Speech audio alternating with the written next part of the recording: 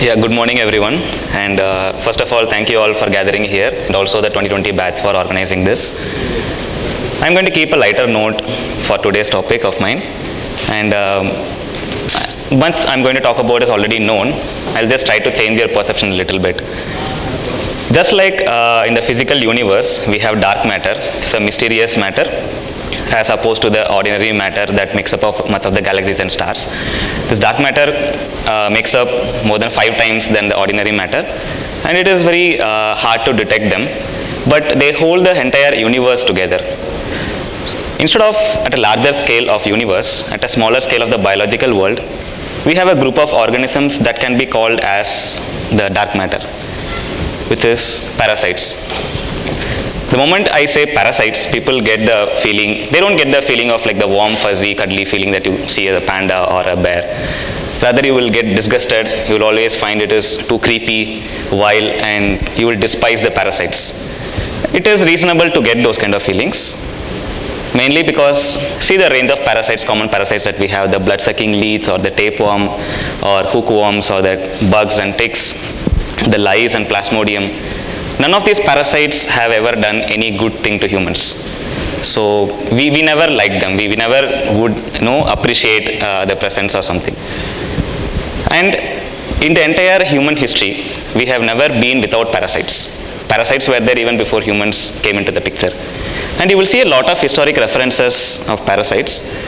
Here in this case where a German surgical book where shows the extreme measures of removing a parasite from someone's body by hanging him upside down. Or the lice infestation. This is about bed bugs and lice. And this is a soldier, probably Italian soldier, who is showcasing the guinea worm coming out of his legs. And this is a bubonic plague where mass burials happened after the bubonic plague affected the Europe. Around 20 to 30% of the entire European population was wiped out because of the bubonic plague. And in fact, parasites have killed more people in the history than collectively the wars have done. So because of this reason, and I can give 2 more examples, where Alexander the Great, when he tried to conquer the entire world, he was eventually killed by, people believe that, malaria parasite. And even when Napoleon tried to capture Russia, half of the army got infected by fleas, and that is one of the reasons he could not invade Russia. A Norman poet called Ambrose wrote that one of the characteristics people should have to be recruited in an army is people who washed heads and linen and were deft as monkeys in removing fleas. So this is one of the criteria to be recruited in army. But if parasites are this bad, if nobody likes them, if everybody wants them out of the world, but why parasites still exist? We all would have seen this simple food web or a food pyramid in our school times where we have producers, primary consumers, secondary consumers, tertiary consumers. Sometimes we will also feature the decomposers. But where are all the parasites? If you take a simple food chain, a smaller organism eaten by a bigger organism, which is further eaten by even a larger organism. This is a very simple food chain. The moment when you add parasite, this food web becomes more complex. This is what a group of scientists did in 2013, where they have measured the interactions between free living organisms and the basal taxa. The green ones are the basal taxa, the producers, and these are all the consumers and free living organisms. It looks pretty complex because of the lot of interactions. What they did, they added parasites to it. The blue balls are the parasites. The moment they added parasites, the interactions among them increased multifold, sometimes 3-fold, 5-fold, 10-fold. The crazier part is, they have added another layer of interaction where we normally consider the interaction of parasites only with the host. But what about the predators that eat the host?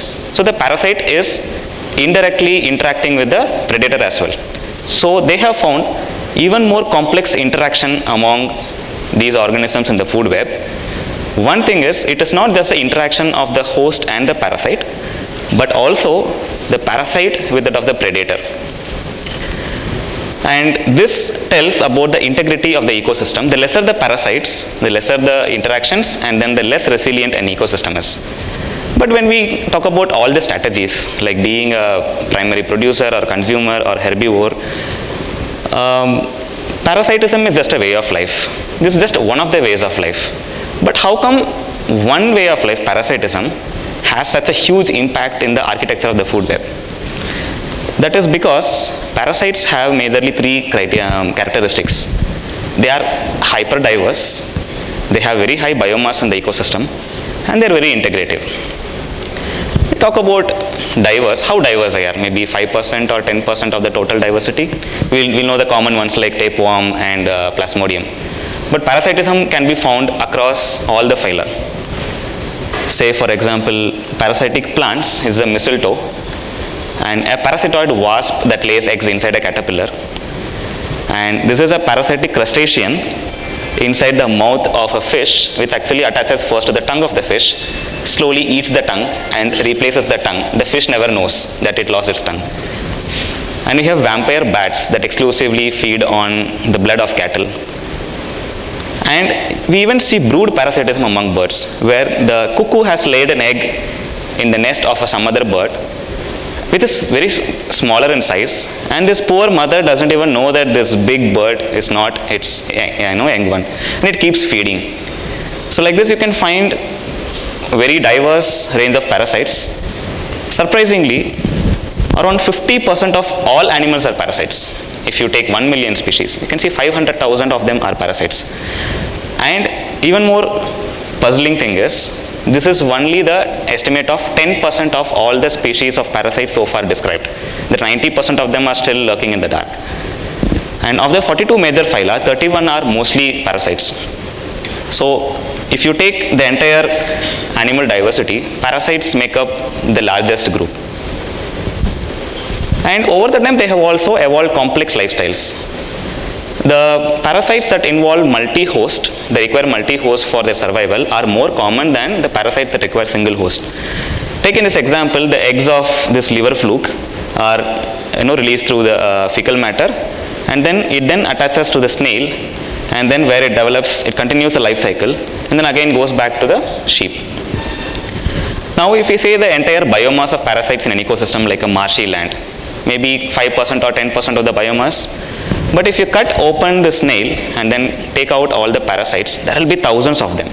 And then if you remove all the parasites and then weigh them, the snail without parasite and one side of the parasite, sometimes parasites constitute more than 50% of the biomass of the entire ecosystem.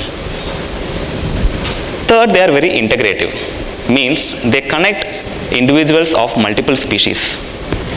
Here I will show the example of this mind controlling parasite. So this parasite, it is an helminth parasite. So it infects a snail first, and then this brood sac travels to the eye stalk of the snail, and then it forces the snail to come out of the hiding spot and then make it more visible, and then it mimics a moving caterpillar. Now this tells a bird that it is a caterpillar. Now the bird thinks this is a caterpillar and then starts eating. Now if the parasite has not infected this snail, this food will not be available to the bird, and the bird has to look for an alternative organism. Similarly, there is another example where this is a hairworm infested a cricket. The crickets are highly terrestrial. The hairworm will feed inside and then grow inside the cricket, but at some point when it has to reproduce, it requires water. And this is a highly terrestrial insect, and it never ventures into the water. But what the hookworm does, it forces the cricket to look for a water body and then makes the cricket jump into the water and then comes out. Once it comes out, now the cricket is exhausted. By the time it tries to go back to the land, it is eaten by the fish. Sometimes, like a Japanese trout case, 60% of its food relies on cricket. It is completely terrestrial. So if you remove the parasite from this ecosystem, the crickets will not go into the aquatic water body, and then there won't be any much food for the fish. In this way, to summarize, parasites are highly diverse and they have huge biomass in the ecosystem, and they are also very integrative. Now, if we integrate this knowledge into understanding the ecosystem, we can use parasites as proxies for measuring biodiversity. Instead of measuring multiple species, the presence of multiple species, if you find a parasite that has a complex life cycle that involves multiple hosts, there is a proxy to say that like these 4 species, like crustacean, a fish and a bird are present there. And in general, more parasite means less health, but at the ecosystem level, more parasites diversity equal to healthier ecosystem. Third, they are excellent bioindicators. They are susceptible to even very small change like a pollution or a temperature change. Even before you see the effects of these anthropogenic disturbances at a larger scale in larger mammals, you will start seeing the effect in the parasite community structure. And like I said, 76% of the parasites are multi-host parasites. And there is a prediction that says that 1% increase, 1 degree Celsius increase in temperature will cause 38% decline in the parasite diversity. That equals almost 20% of the entire animal diversity. Now what happens if we lose all those species? You might have seen this Kerplunk game. Consider these sticks are parasites. You remove 1 stick or 2 sticks, maybe nothing will happen. But if you remove lot of sticks, the entire set of balls will come down. Consider all these balls are other species. Now if we lose these 38% of parasites, like removing 1 stick at a time, even 1 degree Celsius of global climate change would cause catastrophe. There is one more reason to admire parasites, and having said this, they are indeed like a dark matter of food webs. One more reason is they are major evolutionary force. People who have seen Alice in Wonderland or read the book Alice in Wonderland Through the Looking Glass may know this character. This is a red queen. So she says to Alice, it takes all the running you can do to keep in the same place. Means in order for you to survive, you have to keep running. You cannot sit. So for the host organisms to evade or to get past the parasites, to safeguard themselves from the parasites, they have to evolve stronger immunity. Now when the stronger immunity is evolved in the host, the parasites have to find another way to evade that immunity. So it is a continuous arms race. That is one of the reason we have this much diversity. Parasites are one of the major evolutionary forces that we see. There is a reason for this high diversity in our planet. And with this, people have formulated this red queen hypothesis. Now is an awkward question. Should we conserve parasites? Now, if we conserve parasites, how do we do that? How to convince people? Even for an organization like a World Wildlife Fund, to convince people to give funding, you need a cuddly mascot to put in the picture. Imagine I put a head of the tapeworm here and then ask for funding. Nobody will give me money, right? So what do we do? Should we not intervene nature at all? Not really. We have a lot of parasites that are medically important. They cause lot of diseases, and we have to get rid of them. And also there are parasites like chytridiomycosis fungal parasite, which causes decline in populations of amphibians. So we need to take care of those parasites. Now should we try to conserve all the parasites? That's a big shot because we don't have enough funding for other organisms. Now who will give for this? But there is one more thing we can do.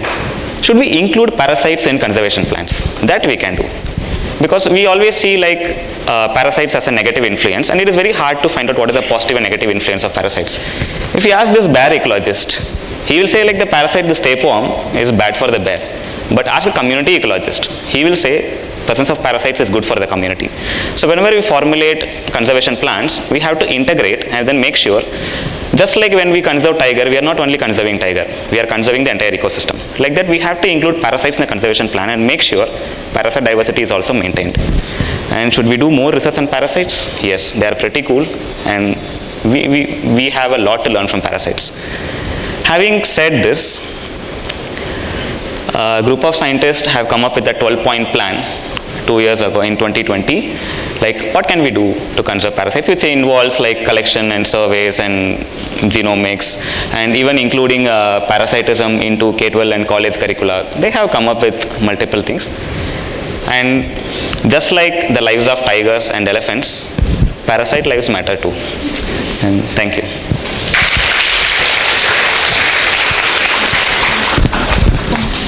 Thanks, Gopi, for that insightful talk.